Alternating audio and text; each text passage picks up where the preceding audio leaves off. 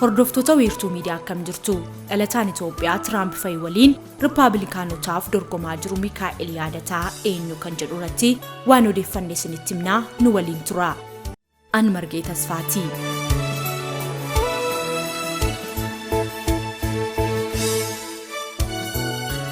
Mikaa'el Yaadataa qabxii filannoo duraan paartiin keenya paartiin US bara 2024 sadaasa 5 geggeeffama. Qabxii filannoo duraan paartiin keenya paartiin US bara 2024 sadaasa 5 geggeeffama. Namoota dorgomaa jiran keessaa tokko dhalataa Itoophiyaa kan ta'e Mikaa'el Yaadataati. Mikaa'el Yaadataa filannoon paartii warra gurraachaaf bakka hin kennu kan jedhamu paartii Riippaabilikaan irraa kaadhimamee bulchiinsa Meeriilaand bakka bu'uuf dorgomaa jira. Xiqqummaatti baqattummaan gara USA imale garuu rakkoodhaan akka biyyaa hin baane hima. Yeroo sanatti sirnaan fayyadamuun qabeenyaas horatee siyaasa biyyattiis hubatee rakkoowwan ijaan argu hedduu sirreessuuf akka siyaasa USA keessa seenuu murteessee BBC'tti himee jira. Mikaa'el dinagdeedhaanis hin komatamu. Siyaasa geggeessuuf harka namaa ilaalee akka hin beekne himee jira. Injineera hojii ijaarsaa hojjetu kan ta'e Mikaa'el kubbaaniyaawwan ijaarsaa qabu Afrikaa keessattis babal'isuun bu'uura isaa kan ta'e Afrikaa fayyaduuf hojjetaa akka jiru himee jira. Itoophiyaa keessatti hojiiwwan ijaarsaa gurguddaa hojjechuuf karoora qaba. Ammoo irruma caalaatti dargaggootaaf carraa hojii mijeessuu akka fedhu himee jira. Amma duula filannoo irra jira.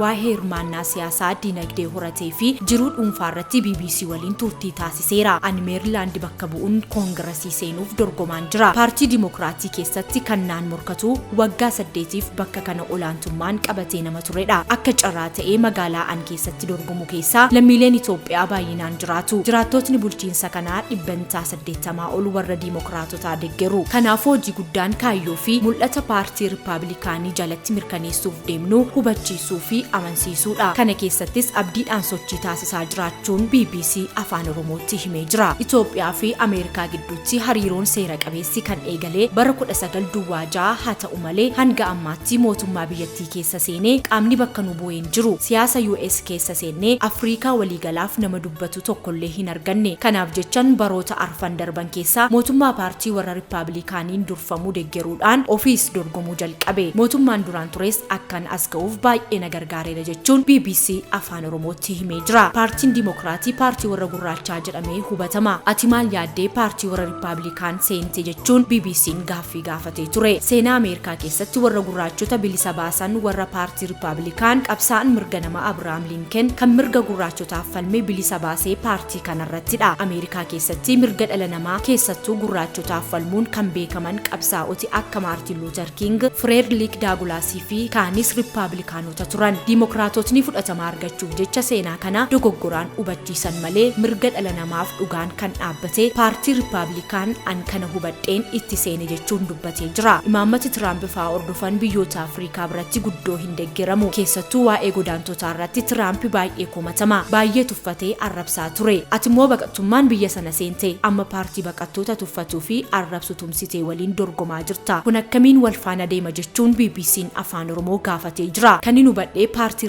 Riippaabilikaan paartii mirga namaa mirga maatii eeguutti amanudha. Paartii namaa as dhufee karaa seera qabeessaan jiraatuuf mirga guutuu kennudha jechuun dubbatee jira. Maartin Luther, Abrahaam Lincoln, Frederick Douglass fi qabsaa'ota mirga dhala namaa gurraachota walaboomsutu paartii kana uuman. Paartii dhugaati. Yoo itti siqanii sirriitti xiinxalanii hubatan paartiin akka Afrikaatti paartiin deeggaramuu qabu paartii kanadha jechuun dubbatee jira. An isa kana sirriitti qayyabadheera. Haa ta'u malee Tiraamp nama tokko inni daldalaadha. Siyaasa xaxaa waan hin beekneef waan dhugaa tokko yoo sammuu isaatti dhufe kallattii maan dubbata. Akkas gochuudhaan baqattootaaf isaan qofti akka waan filatamoo ta'anitti hubachiisan. Baqataa fakkaatanii humna cimaadhaan karaa kibba Ameerikaarra kan seenantu jiru. Isaan mootummaadhaaf iyyuu yaaddoodha. Eeyyama jireenyaas hin qaban. Baay'ee hamoodha. Hojiin isaanii nama ajjeesuudha. Malee baqattoota warra Itoophiyaarraa Afrikaarraa rakkina baqatan miti. Dubbiin Tiraamp baqattoota nagaa ta'an dhugaadhaan gargaaruuf nama ejjennoo qabu waan inni ta'eef paartii isaa keessa seenee miseensa koongiresii ta'uuf dorgomaan jira jechuun BBC'tti himee jira. Kan inni jedhu baqattoota warra seeraan ala socho'an warra eeyyama jireenyaa waraqaa eenyummaa tokkollee hin qabnee fi yakka hojjechuuf deemanidha malee baqattoota rakkoo diinagdeef as dhufan miti jechuun dubbatee jira. Anillee yoon filamee baqattootaaf gargaarsa barbaachisu taasisuu malee kaayyoo biraan qabu jechuun dubbatee jira. Imaammata alaarratti imaammata Riippaabilikaan deeggara. Dantaa Afrikaaf dursa ibsa kenneen dhimma biyyoota addunyaa keessa seenuun doolaara biliyoonaan dhangalaasanii kan dubbii laaqan warra dimokiraatiiti jechuun dubbatee jira. Dursaan Riippaabilikaanii Doonaald Tiraamp Ameerikaan dhimma ishee irratti haa xiyyeeffattu jedha. Biyyoonni walitti bu'iinsi keessatti uumamaa jiru ammoo fedhii isaaniitiin walitti yaa araaraman. Baqataa taatee US keessa seen hanga siyaasa biyyattii keessa seentee dorgomuutti akkamiin geesse? Kaadhimamaa taatee dorgomuuf adeemsa galmeerraa hanga ammaatti bu'aa bahii akkamii keessa darbite jechuun BBC'n gaafatee jira. Anbara bulchiinsa pirezidaantii Obaamaa sana bulchiinsa Ameerikaarraa abdiin qaban ture. Afrikaa, Itoophiyaa uummata keenyallee ni gargaara ture. Baqattoota Ameerikaa jiranirree ni gargaara jechuun amantiin irraa qaban ture. Marsaa lammataa wayita filamuu namni gurraachi tokkichi pirezidaantii ta'ee kaan garuu hundi warra adii akka ta'an hubadheera. Nuti kan feenu namni keenya baay'inaan bulchiinsa US keessa akka seenuudha malee nama tokkitti pirezidaantii godhanii waajjira mootummaa hundaa hojjettoota adiidhaan guutuu miti. Kanaafuu haalli dimokiraatotaa kun naaf ta'uu dide. Haalli kun hanga bara 2016tti ture. Barri sun Tiraamp gara aangootti yeroo dhufaa turedha. Yeroo sana keessa namni baay'een hojii dhabee ture. Barattootni yuunivarsiitii irraa eebbifamanii hojii malee taa'u. Ani immoo yeroo sana waajjira geejjibaa Virgiiniyaa keessaan hojjedha. Kanaafuu jijjiirama uumame kana keessa seenee waan humni koo danda'u sirreessuufan murteesse. Namni afaan keenya dubbatu rakkoo nama keenyaa hubatu akkamiin bulchiinsa US keessa seena kan jedhu durumaanuu keessa koo jira ture. Paartiin Riippaabilikaan kan qabsaa'ota akka Maartin Luuter Kingii fi Abrahaam Lincoln fa'in beekamu kan dhugaa malee soban qabneetiin makame. Ji'a 5 booda wayita duulli Tiraamp eegalu guutummaatti itti seenee anis duula eegale. Akkuma itti dhiyaachaa deemeen ammoo Tiraamp nama dhugaa, nama siyaasa xaxaa hin oofne, nama diinagdee kan rakkoo uummata Ameerikaa sirriitti hubatu ta'uun daran hubadheen jira. Aanga'oota jiran keessaa namni kun dhugaa akka dubbatuun sirriitti hubadhe. Dhugaadhaanis uummata isaa gargaaruu barbaada jechuun dubbatee jira. Anis bulchiinsa Meeriilaand irraa gara duula Tiraamp Great Again jedhamutti guutummaatti seene. Haala kanaan osoo duula filannoo Tiraamp keessatti sochii taasisuun mo'anne. Bara 2020 ammoo kaadhimamaa dorgomaa ta'ee Riippaabilikaanota keessaa akkan dhiyaadhu naaf mirkanaa'e. Naannoo keenya Meeriilaand kaadhimamaa ta'ee akkan dhiyaadhu na qopheessan jechuun dubbatee jira. Riippaabilikaanonni paartii warra sooressaati jedhamu. Tiraampis ta'e warri isa deeggaran dureeyyiidha. Inumaa warra maallaqa mootummaa hin feene jedhamu. Ati sooressaa akkamiin ulaagaa isaanii guuttee bakka si buufatan jechuun BBC'n afaan Oromoo gaafatee jira. Mikaa'el yaadataas kun dhugaadhaanis amma warra Tiraamp faa sooressa yoon ta'uu baadhellee hiyyeessa miti. Kubbaaniyaa nama bulchudha. Qabeenyaa kiyyaanis nan beekama. Ammoo hiyyeessa sooressaas kan of godhu abbaadhuma. Mootorri isaa sammuu keessa jira. Ameerikaan kun ammoo bakka itti hojjettee biliyeenara ta'uu dandeessudha. Yeroo gabaabaa keessatti sooromuu dandeessa yoo hojjette. Angama kiyyaan sadarkaa biliyeenaraa ga'uu baadhullee ulaagaa barbaachisu guuteen jira. Ammoo paartiin kun hiyyeessa ofirraa qabee sooressa qofa ofitti qaba osoo hin taane nama yaada qabu barbaada. Nama yaada ofiitti amanamummaa gabbisuu fi hirkattummaa hir'isuu barbaadu. Mootummaa irratti hirkachuun fedhan hojjedheen of danda'ee jiraadha nama jedhu baay'ee simatu. Biliyeenara ta'uun dirqama miti. Namoonni keenya baay'een silaa akkuma kiyya carraa kana argatu turan. Garuu inni baratees wayita xumuru galeen Itoophiyaa bulcha jedha malee siyaasa US keessatti hirmaadheen jijjiirama fida kan jedhee yaadu hin argattu. Yoon itti seenee hirmaachuu eegale ijoolleen na duubaan dhufanillee carraa argatu jedheen yaada. Dhugaadha. Dursee sirna siyaasaa US keessa seenuun carroomeera. Namoonni tokko osoo maallaqa walitti naaf hin qabin gargaarsa addaa tokkollee otoo Oromoof uummata Itoophiyaa as jirurraa hin gaafatin paartii dhumti kun ofii isaaniitii na filatee kaadhimamaa godhee boordii filannoo US keessa maqaa Mikaa'el yaadataa jedhamu galchuun anaaf milkaa'ina guddaadha. Afrikaan hojii ijaarsaa yookaan konistirakshinii seenaa dheeraa qabdi. Qarooma addunyaa keessatti ijaarsonni biyyoota Afrikaa gahee guddaa qabu. Piraamiidii Maasrii fudhachuu dandeenya. Itoophiyaan illee ijaarsaan addunyaa irratti seenaa hangafa ta'e qabdi. Siidaa Aksuum akka fakkeenyaatti eeruu dandeenya. Kaanis jiru garuu kan hojjetan biyyoota alaati. Isaan ammoo waan ijaaran irraa waan isaan fudhatantu caala. An kana keessa waanan beekuuf Itoophiyaa keessatti mootummaan jijjiiramaa amma biyya bulchaa jiru erga dhufe yeroo koo gara caalu achitti dabarsuun hojiilee hedduu hojjetaan jira. Karoora bal'aas qaba. Eeyyamas argadheen jira. Ijaarsa daandiiwwan gurguddaaf calbaasiiwwan gurguddaa hanga doolaara miliyoona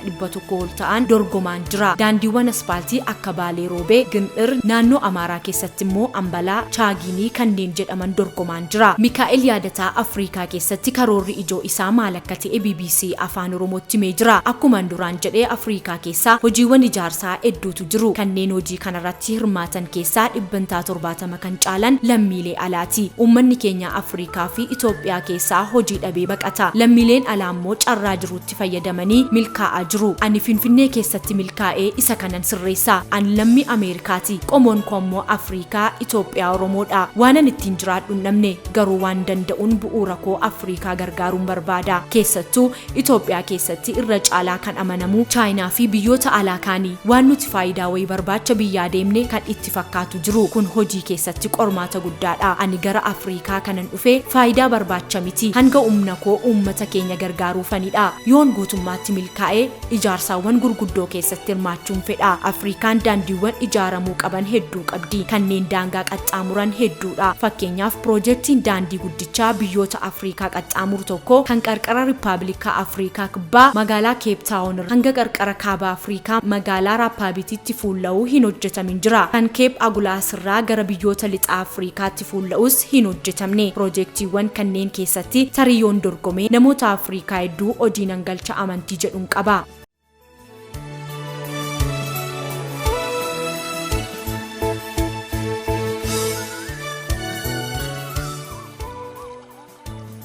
yoon carroomee piroojeektii kana namoota 500 caalaniif carraa hojii uumuu dandeenya yeroo ammaa Itoophiyaa keessa umni baratee hojii argachaa hin jiru biyyoota Afrikaa fayyaduuf dhufte yoo ta'e dargaggoota Itoophiyaa baratanii carraa hojii dhabaniif maal qabda jechuun BBC'n afaan Oromoo gaafatee Mikaa'el Yaadataas leenjii gabaabaa kennee fi hojiitti galchuuf karooran qaba an xiyyeeffannaan kiyya digirii isaanii miti leenjii hojiitti qabatamaatti isaan galchuutu barbaachisa ammoo of danda'anii hojjechuun kaaniifis carraa uumuu akka danda'an karooran qaba jedhe kanaan dura gurbaan Yuunivarsiitii Finfinneetti leenjise tokko Jarmanii deemee hojii gurguddaa irratti hirmaataa jira nama qacaruuf illee humna horatee jira yeroo itti aanutti namoota akkasii 30 leenjisee gara Jarmaniitti erguuf karooran qaba ijoolleen keenyas baqattummaa keessaa akka ba'an gochuun barbaada keessattuu Yuunivarsiitiiwwan Itoophiyaa keessa jiran tiyoorii sammuu ijoolleetti fe'uun burjaajii uume caalaa hojii qabatamaa barsiisuu irratti xiyyeeffachuu akka qaban ga'ee kiyya ba'achaan jira ogummaa yeroo gabaabaa keessatti baratanii gara hojiitti seenan irratti xiyyeeffachuu